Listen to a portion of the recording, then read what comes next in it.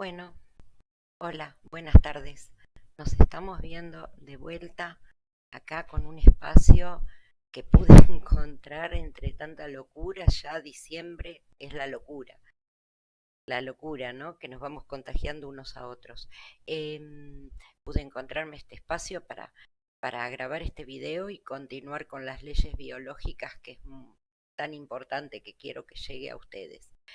Les pido, los que me ven por primera vez, que por favor, antes de sentarse a ver este video, a escucharlo, se remitan a los dos anteriores, a la primera ley biológica y a la segunda ley biológica, para que les resulte más sencilla la comprensión, porque no voy a estar por ahí refrescando, pero no repitiendo conceptos de los videos anteriores. Bueno, muy bien.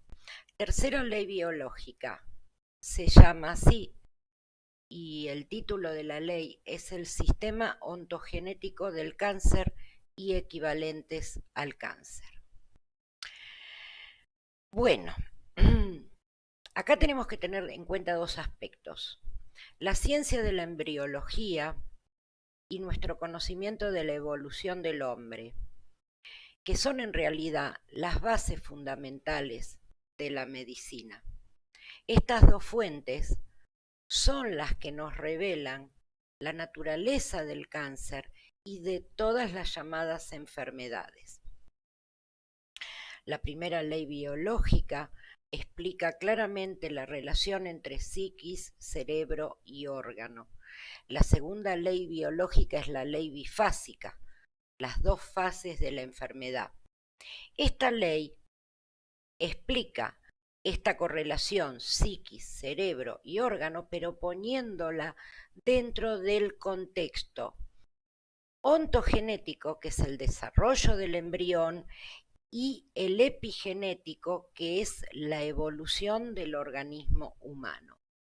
Y esta ley es la que demuestra al 100% que ni la proliferación, ni la localización de los focos de Hammer en el cerebro, ni la proliferación celular, eso que se llaman tumores, o la pérdida de tejidos, que son lo que sigue a un DHS, a un choque biológico, ninguno de estos son accidentes, son parte de un sistema biológico inherente a toda especie. Entonces, nosotros, a partir de la gestación, se dan 3 capas germinales. Estas 3 capas germinales se desarrollan desde la gestación y durante los primeros 17 días de vida. Estas capas germinales, llamadas endodermo, mesodermo y ectodermo, son las que dan origen a todos los órganos, a todos los tejidos del cuerpo. Piensen ustedes que durante el desarrollo el embrión pasa de una forma acelerada por todas las etapas de evolución de la vida, desde un organismo unicelular hasta convertirse en un ser humano completo. Entonces, todos los órganos y tejidos que derivan de la misma hoja germinal son controlados por la misma parte del cerebro.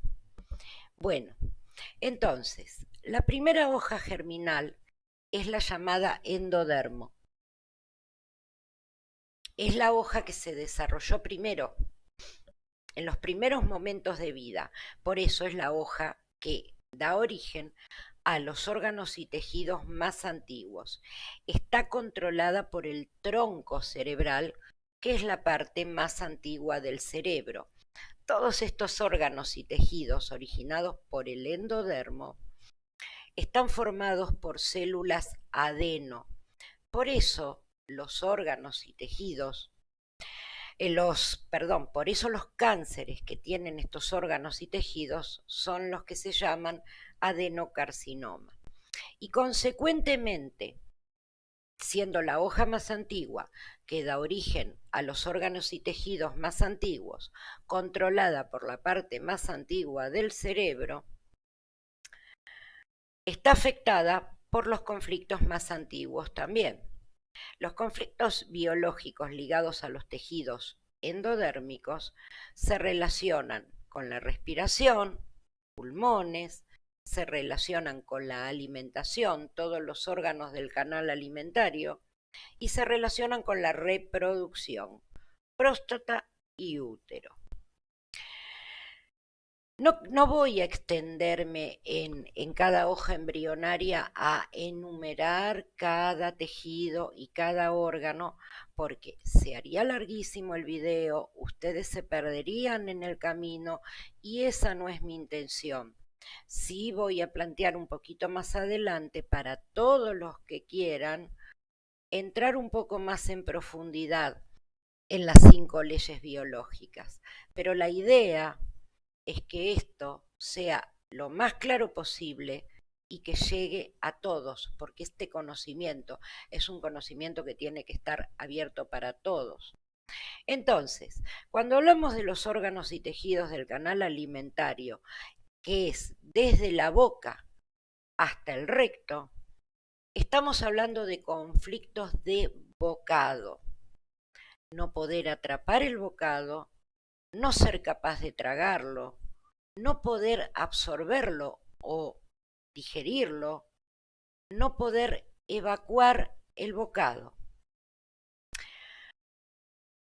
Para explicar esto, en la naturaleza, los animales, los conflictos de bocado los viven de manera real. No pueden encontrar comida o se atragantan con un pedazo muy grande de comida. Nosotros, los humanos, interactuamos en el mundo de manera real y de manera figurativa o simbólica, y esto está dado a través del lenguaje. Entonces, un bocado puede ser figurativo o simbólico cuando decimos no puedo atrapar un bocado, no puedo alcanzar un ascenso en el trabajo. Es un bocado que no puedo atrapar. O por ejemplo, cuando no podemos digerir una crítica. Y estamos hablando de un bocado figurativo que no podemos digerir. En los pulmones, específicamente células adeno, hablamos de los alvéolos pulmonares. Y esto está ligado a un conflicto de miedo a la muerte, miedo a morir. Una situación donde nuestra vida, nosotros percibimos, sentimos que nuestra vida está amenazada. También las células caliciformes de los bronquios, que nos están hablando de un conflicto de miedo a ahogamiento, miedo a ahogarse. En el oído medio, conflictos auditivos, porque el sonido también es un bocado. Por ejemplo, no puedo atrapar un bocado auditivo, no escuchar la voz de puntos suspensivos o no poder deshacerme de un ruido que para mí es molesto, que para mí es insoportable. Los túbulos colectores del riñón que se relacionan con conflictos de quedar aislado, de quedar abandonado. Fíjense ustedes que en las internaciones largas o por ejemplo los abuelos en el geriátrico, se da retención de líquido. Bueno, eso es porque están afectados los túbulos colectores del riñón por estos conflictos.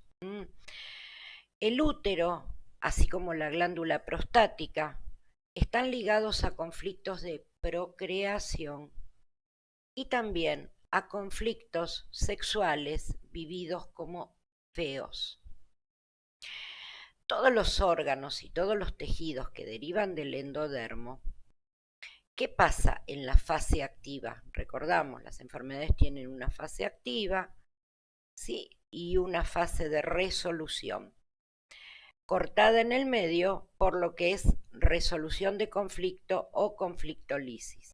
En la fase activa, todos estos órganos y tejidos generan proliferación celular.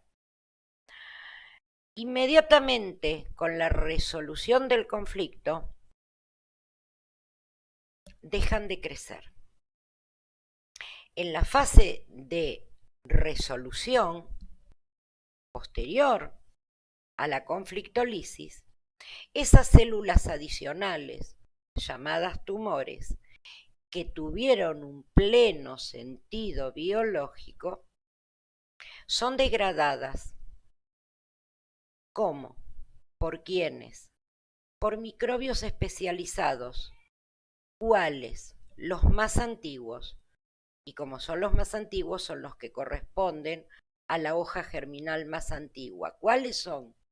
Hongos y micobacterias. A veces sucede, por ejemplo, como el bacilo de Koch, ¿no? La bacteria de la tuberculosis. A veces sucede que no hay bacterias disponibles. Esto es porque en la vida se ha hecho un uso excesivo de los antibióticos o porque la persona está sometida a la quimioterapia. Y entonces, ¿qué pasa? El tumor no es degradado, pero permanece ahí y queda encapsulado. Inmediatamente comienza el proceso de curación. ¿Y cuáles son los signos y síntomas de ese proceso de curación? Escuchen, signos y síntomas del proceso de curación: edema, inflamación, sangrado, producción de pus, sudores nocturnos, fiebre y dolor. ¿Puede volverse crónico esto? Claro que sí. Si el proceso de curación es interrumpido, a veces, y como lo explicaba en el video anterior, por medicamentos que nos sacan de la segunda fase de la enfermedad y nos llevan a la fase activa nuevamente, o por continuas recaídas en el conflicto. El mesodermo, segunda hoja germinal, se divide en dos: mesodermo antiguo, mesodermo nuevo. Todos los órganos y los tejidos del mesodermo antiguo están controlados por el cerebelo y formados por células adeno, igual que en el endodermo. Por eso se dan los adenocarcinomas. Y todos los conflictos que aparecen aquí son conflictos de ataque y son conflictos de preocupación por el nido, por ejemplo, en las glándulas mamarias. Nuevamente, recordemos, podemos experimentarlos de forma real o de forma figurativa. Cuando estamos hablando de un ataque, ¿y quiénes nos preservan en nuestro organismo del ataque? Todas las membranas que recubren, las membranas de protección, las meninges, el pericardio, la pleura, el peritoneo, son membranas de protección. Entonces nosotros un ataque lo podemos vivir de manera real, un ataque físico, un golpe, pero un ataque verbal es un ataque simbólico, pero es un ataque, o un ataque contra nuestra integridad. También el sentirnos manchados porque entramos en contacto con algo sucio o con algo desagradable. A partir del mesodermo, ya es importante en la consulta tener en cuenta la lateralidad, si la persona es zurda, si la persona es diestra. Es muy importante. ¿Qué pasa acá en la fase activa del programa biológico? Hay una proliferación de células. Por ejemplo, un melanoma, que es un cáncer de la dermis profunda, del corium, de la dermis, o un cáncer de la glándula mamaria, o tumores en el peritoneo, o en la pleura, o tumores en el pericardio. Con la resolución del conflicto inmediatamente dejan de crecer. En la fase de resolución comienzan a ser degradados por microbios especializados. Y el proceso de curación que se da es exactamente igual al anterior. Edema, sangrado, producción de pus, fiebre, dolor, sudores nocturnos. La otra parte del mesodermo, que es el mesodermo nuevo, está controlado por la sustancia blanca. ¿Dónde está la sustancia blanca? Está debajo de la corteza cerebral, en la parte interna del cerebro. Y los conflictos que aparecen acá son conflictos de autodevaluación, desvalorización, es decir, pérdida de la autoestima. Acá están involucrados los huesos, los músculos, los cartílagos, los tendones, los ligamentos, el tejido graso, los vasos sanguíneos, los nódulos linfáticos en general y entre otros. Acá hay una localización exacta del síntoma. Por ejemplo, cuando hablamos de una artritis o de una atrofia muscular o de una artrosis o de una tendinitis, y la localización está determinada por la naturaleza exacta del conflicto de desvalorización. Si nosotros tenemos un conflicto de destreza porque fallamos en hacer una tarea manual, va a afectar las manos. Si es una desvalorización intelectual, se van a afectar las vértebras cervicales. En la fase activa, ¿qué sucede acá? Pérdida de tejido, artrosis, osteoporosis, cáncer de huesos. Inmediatamente que se resuelve el conflicto, el proceso de degradación del tejido se detiene. En la fase de resolución, el tejido perdido es reparado a través de una proliferación celular, idealmente con la ayuda de bacterias relacionadas con este tejido. Entonces, en el proceso de curación va a haber un aumento de volumen, un edema, va a haber una inflamación, va a haber fiebre, va a haber infección y va a haber dolor. ¿Esto se puede volver crónico? Claro que sí. Si el proceso es interrumpido por continuas recaídas en el conflicto. Muchas veces, y creo que yo lo expliqué, en esto de los conflictos de autodevaluación o desvalorización, es un proceso más largo porque hay constantes recaídas hasta que éstas dejan de suceder. Una vez bien comprendida la naturaleza del programa y una vez bien llevada al día a día la medicina germánica. Es muy importante el acompañamiento, porque ustedes fíjense que en la fase de curación es donde aparecen todos los síntomas. Entonces ahí es donde hay que acompañar, abrazar a la persona, porque una vez que la persona entiende que estos síntomas nos están contando que se está dando la curación, que se está dando la resolución, la reparación, tienen mucho menos miedo. Y nosotros tenemos que acompañar, porque a veces, ¿qué pasa? La familia, el entorno, es lo que más perjudica. No por mal, no por una mala intencionalidad, porque todavía están instalados en el viejo paradigma y se asustan. A veces el médico es el que más perjudica por esto de los pronósticos que se hacen y la manera de comunicar que tienen a los pacientes. Vamos a la última hoja embrionaria, que es el ectodermo. El ectodermo está controlado por la corteza cerebral. Da lugar a células escamosas o planas epiteliales. Por eso los cánceres de estos órganos son llamados carcinomas epiteliales escamosos. Todos los conflictos son de naturaleza más avanzada, más sofisticada, son todos conflictos de relación.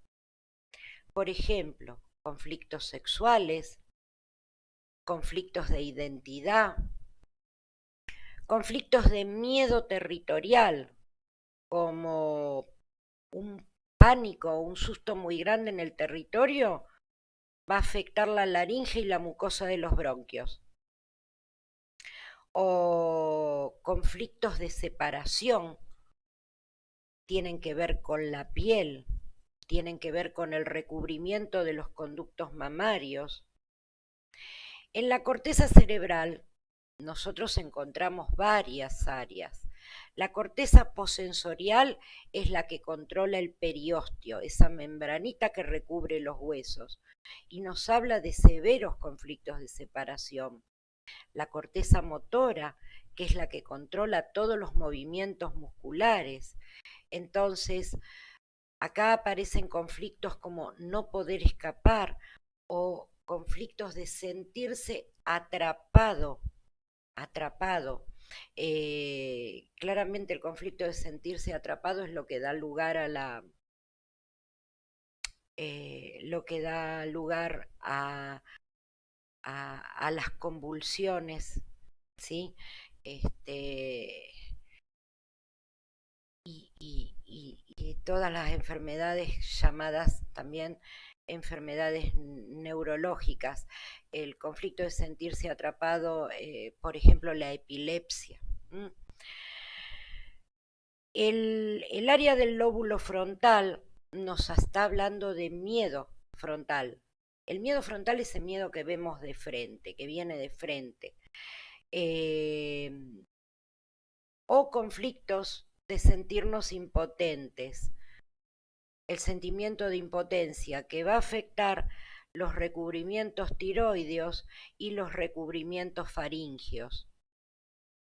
La corteza visual, que está ubicada atrás, nos habla de conflictos de peligros que amenazan por detrás. Nosotros lo llamamos el miedo en la nuca. La corteza visual es la que controla la retina y el cuerpo vítreo del ojo. Así que todos esos conflictos, todos los síntomas que aparecen, están relacionados con miedos en la nuca.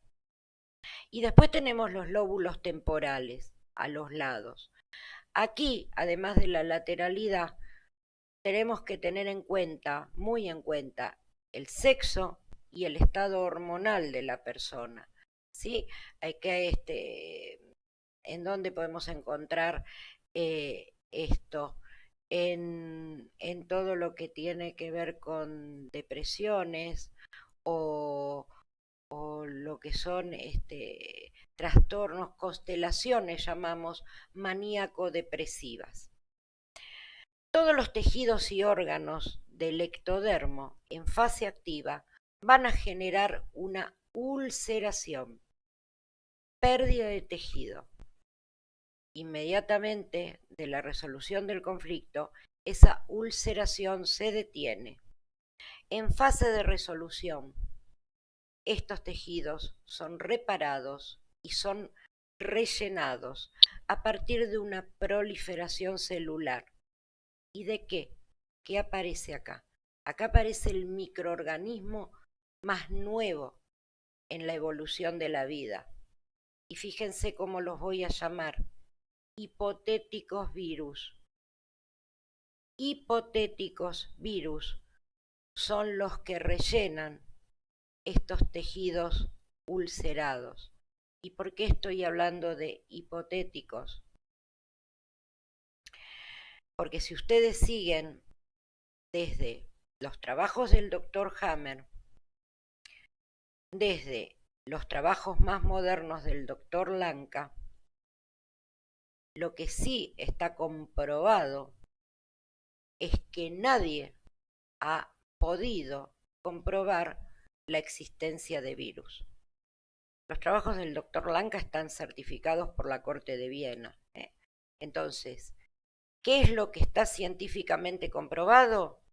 Que nadie ha podido probar la existencia de ningún virus. Por eso hablamos de hipotéticos virus. Entiendan esto.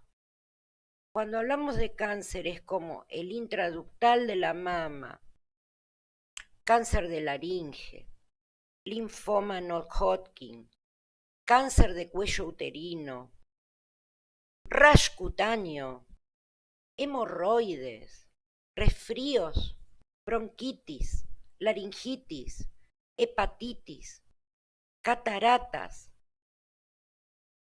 son todas de naturaleza curativa, llamadas enfermedades, pero son todos en fase de resolución y son de naturaleza curativa y nos están mostrando estos signos, estos síntomas, que el conflicto ya ha sido resuelto. Entonces, todo esto tiene que llegar a ustedes, todo esto tiene que llegar a cada hogar, todo esto tiene que ser compartido. En el próximo video vamos a abordar la cuarta ley biológica. Pero tenemos que entender que nuestra salud no es algo que nosotros tengamos que pedir. La salud no se pide. Es más, la salud no es un derecho. La salud es una responsabilidad. Y entendiendo, comprendiendo, sabiendo, aprendiendo las leyes, las 5 leyes biológicas, dejamos de tomar a la salud como un derecho que hay que pedirle al Estado y empezamos a hacernos cargo. Y entendemos claramente que ninguna de las llamadas enfermedades son producidas por patógenos que están afuera. Todas las llamadas enfermedades son endógenas y son programas biológicos especiales y sensatos. Bueno, creo que este video, que es un poquito más extenso que los 2 anteriores, es para verlos, los que no conocen demasiado la medicina germánica, es para que lo vean más de una vez, para que lo pausen, para que incorporen la información. Así que bueno, espero que todo esto les sea de provecho, porque esta es mi finalidad, que puedan aprovechar estos conocimientos, que no son conocimientos ocultos, que no son conocimientos que tienen que quedar restringidos a un grupo, sino que tienen que ser para todos, para todo el mundo. Les mando un abrazo muy grande y espero prontito poder grabarles la cuarta ley biológica. Bueno, compartan, compartan. Un abrazo enorme para todos y muchas gracias. Y si ustedes le dan un like, le dan un me gusta a este video, hacen que esta información se extienda a muchas más personas. Un beso para todos.